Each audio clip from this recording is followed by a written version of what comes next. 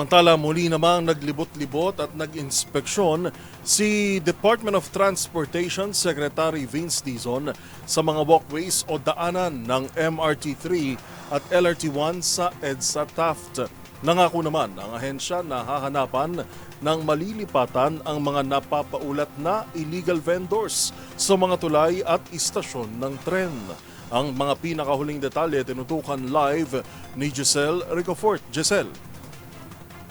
Muli nang nag-inspeksyon o ininspeksyon ni Transportation Secretary Vince Dizon ang mga walkway ng MRT-3 at LRT-1 sa EDSA Taft, Pasay City kasunod ng sorpresang inspeksyon niya kahapon.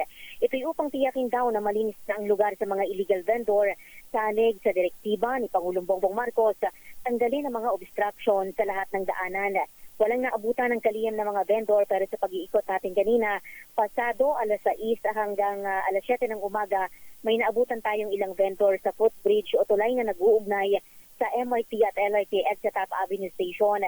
Nagtitinda pa yung ilan sa kanila kanina habang yung iba naman nagbabaklas na ng kanilang mga stall doon. Nangako si Dizon na hahanapan ng Transportation Department katuwang ang lokal na pamahalaan ng permanenteng malilipatan ang mga illegal vendor. Pakinggan natin ang kalihim. Ang linis na, oh. Di ba? Ang luwag, oh. Magampi. Kinagahati ni ganyan, eh. Hapon, kagahati yan. Hahanapan natin sila ng lugar na nasa baba. Kakausapin ko yung mayor. Ayon sa ilang vendor na nakausap natin doon sa mismong tulay, magbabaka sakali pa rin daw sila na muli maglatag ng paninda mamayang hapon kapag wala na masyadong tao doon. Nais lang daw kasi nilang magbilhensya, pangkain at pangrenta ng bahay, lalo pat wala pa nila silang malilipatan at 2014 pa umano sila naghahanap buhay sa tulay. Bukod sa mga tauhan ng Metropolitan Manila Development Authority, may nakadeploy na rin mga tauhan ng Philippine Coast Guard upang harangin ang posibleng pagbabalik ng illegal vendors.